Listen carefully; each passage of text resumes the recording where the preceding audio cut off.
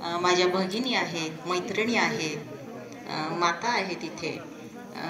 ह्या सर्वांनी या ठिकाणी आम्हाला बोलवलेलं आहे आणि आज महिला दिनानिमित्त सत्कार घेतलेला आहे. खरोखरच आम्हा सगळ्यांना इतकं भरून आलंय आणि धन्यवाद करण्यासाठी आणि आभार मानण्यासाठी आमच्याकडे खरोखरच शब्द नाही आहेत.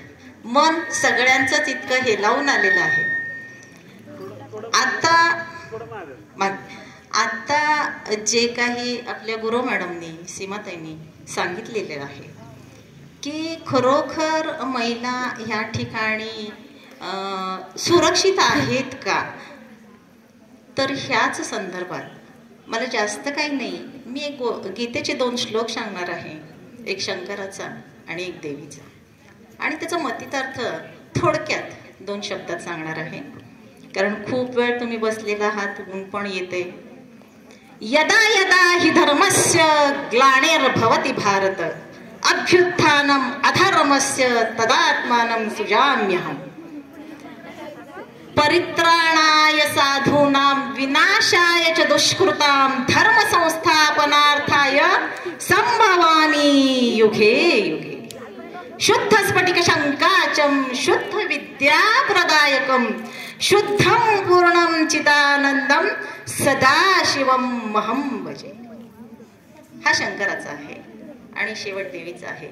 या देवी सर्वभूतेषु माता रूपेण संस्थिता नमस्तस्ये नमस्तस्ये नमस्तस्ये नमो नमः. तर पहिला श्लोक, यदा यदा हि धर्मस्य ग्लानिर्भवति भारत अभ्युत्थानम् अधर्मस्य तदात्मानं सृजाम्यहम्. ज्या ज्या वेळेला धर्माला ग्लानी येते, ज्या ज्या वेळेला धर्माला ग्लानी येते, त्या वेळेला त्याची सृजनशक्ती वाढवण्यासाठी मी तिथे आहे. तर यामध्ये आता आपण छावा बघितलेला आहे. तर धर्म म्हणजे काय हे कोणी सांगाल का? धर्म म्हणजे काय? धर्म म्हणजे इथं आहेत. धर्म म्हणजे काय? धर्म म्हणजे कुठलीही जात, कुठलीही पंथ नाहीये. सरांनी बरोबर सांगितलं की कुठलीही जात किंवा पंथ नाहीये.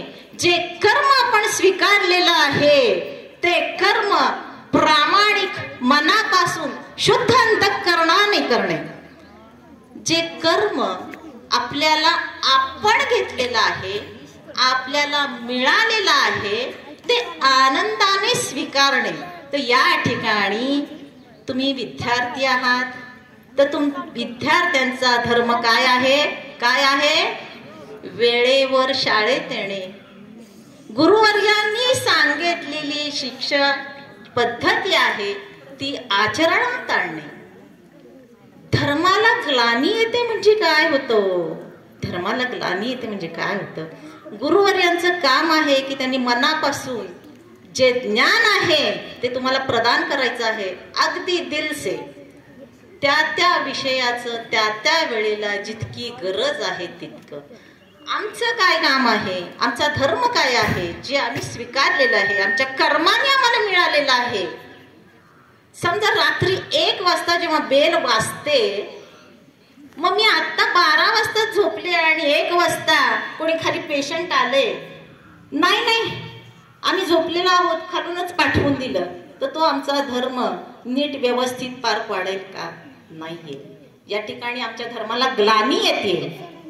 ही जी ग्लानी आहे ती आपण आपल्या शरीरामध्ये कधीही येऊ द्यायची नाहीये. भगवंत त्या ठिकाणी सांगतायत की ज्या ज्या वेळेला धर्माचा ऱ्हास होतोय त्या त्या वेळेला युगानुयुगे मी या ठिकाणी ह्या सृष्टीवर, ह्या सृष्टीचं जीवन तत्व समतोल राखण्यासाठी, मानवता टिकवण्यासाठी मी मानवाच्या वेशामध्ये अवतार घेणार आहे. बरोबर? मग तो धर्माचा ऱ्हास आपण का करू द्या?